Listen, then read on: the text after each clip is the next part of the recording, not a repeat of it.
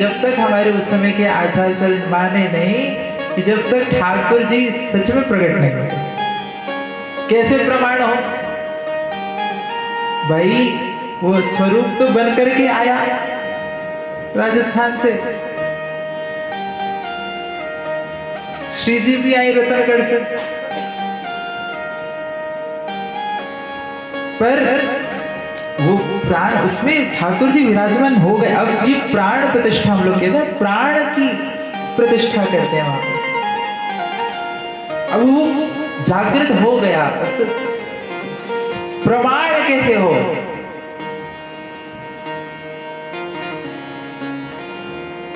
सब आचार्यों ने, उस समय के विद्वान आचार्य सब ने अपना सब करने के बाद कहा, जो हमारे आचार्य उस समय की गद्दी में विराजमान थे, कि महाराज जी कार्य पूरा हुआ। अब तुम उस समय महाराज श्री ने कहा कि कैसे विश्वास है? तो एक उपाय किया गया, पूरे ठाकुर जी के स्वरूप को रुई से ढक दिया गया, गर्भगृह को सब ओर से बंद कर दिया गया। अब सामने से देख रहे हैं, अब व्यक्ति यदि जीवित होगा तो सांस लेगा, सांस लेगा तो नाक में रुई रहेगी, तो नाक की रुई तो निकल ही जाएगी। भाई हाथ पैर ना हिलाए, हमारे साथ डोले ना, तो सांस तो लेगा, प्राण प्रतिष्ठा होगी तो पूरी रुई भर दी गई बिल्कुल। और फिर वेद मंत्रों का पाठ दोबारा शुरू हुआ। बोला कि अभी तो सांस ले नहीं रही, दोबारा पूरी प्रक्रिया हुई। ऐसा उच्चारण वेद मंत्रों का हुआ, ऐसा पाठ हुआ, ऐसी विधि से जब उससे श्वास लोगों को सुनाई देने लगी, रुई सारे हटने लगे, तब आचार्य जी ने कहा कि हाँ, अब ठाकुर आनंद मनोहर विराजमान। ऐसे दिव्य बोलते हुए ठाकुर, हाँ, खूब खेलते।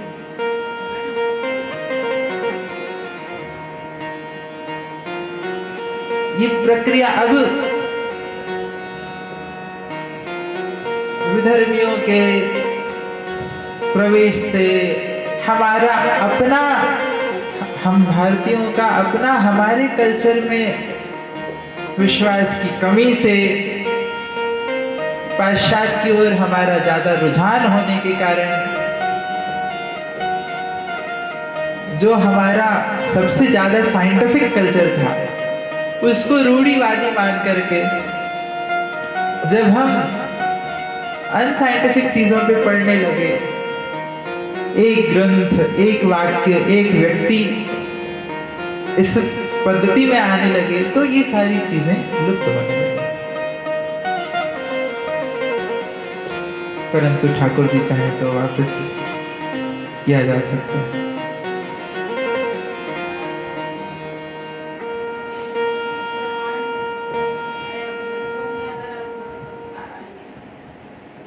बचपन से ही संस्कार बहुत जरूरी है, इसलिए गुरुकुल सबसे जरूरी है।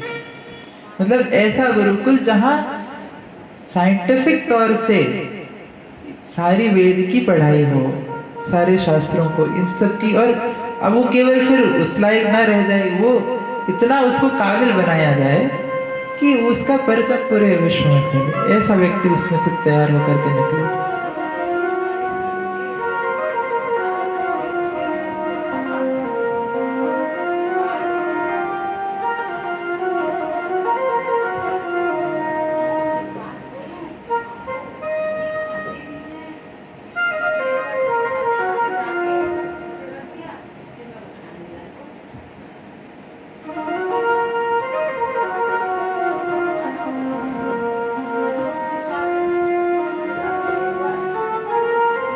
अरे तो कर्मा भाई गई भगवान के पास, तो क्या कर्मा भाई ने क्या कहा?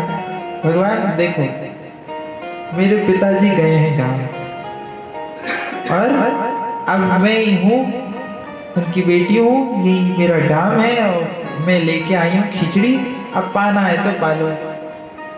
भगवान नहीं पाए, बैठी रही। जब तक भगवान पा नहीं लिए तब तक की हटी नहीं, भगवान को आना पड़ा। सब कथा से परिचित है। नामदेव जी के साथ भी यही बात। नामदेव जी के साथ पंडरीनाथ भगवान बचपन से लीला करते हैं। वृंदावन में श्रीनाथ बाबा चतुर्भुज दास आदि सभी अष्ट सखाओं के साथ खूब लीला करते, खेला करते।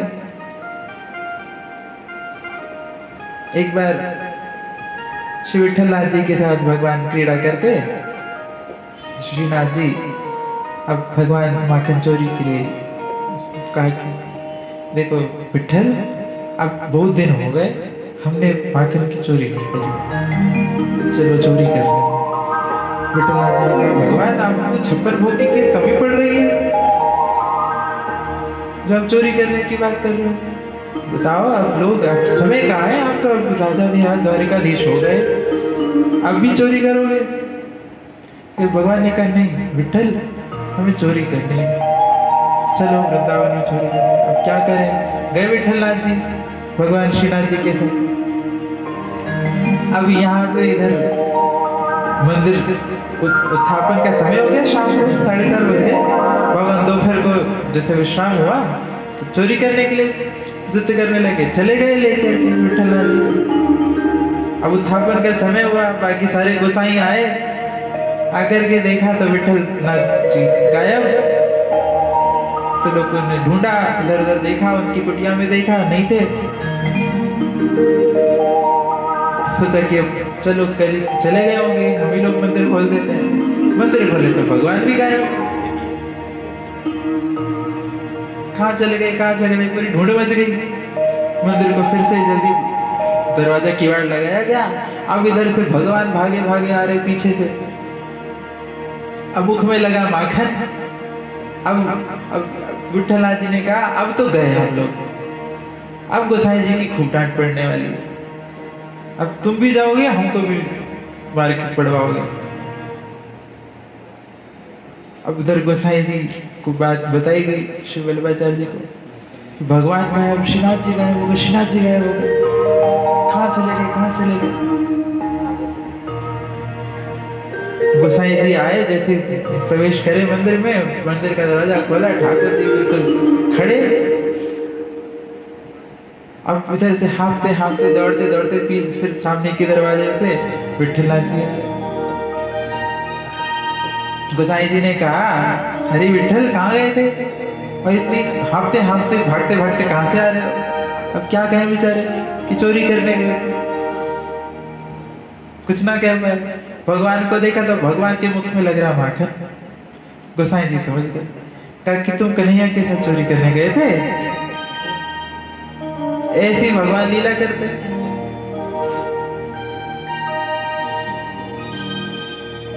सखा भाव से अपने सखाओं के साथ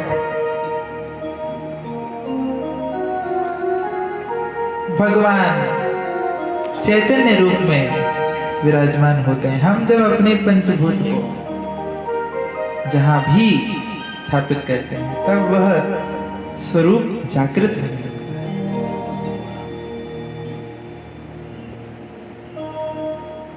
फिर हम उसी स्वरूप को हर रोज जहां जाते हैं वहां हम आनंद का अनुभव कर पाते हैं।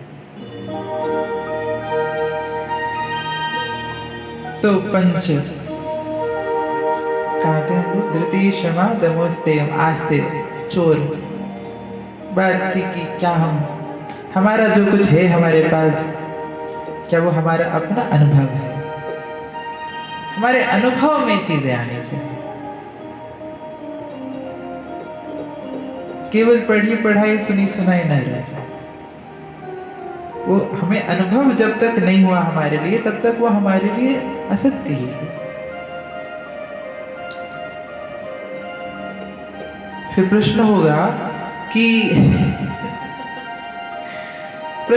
कि भाई तो अब सत्संग सुनते हैं तो गुरु की आज्ञा माननी चाहिए, वो जैसा बोले वैसा करना चाहिए, उसमें दिमाग लगाने की क्या आवश्यकता?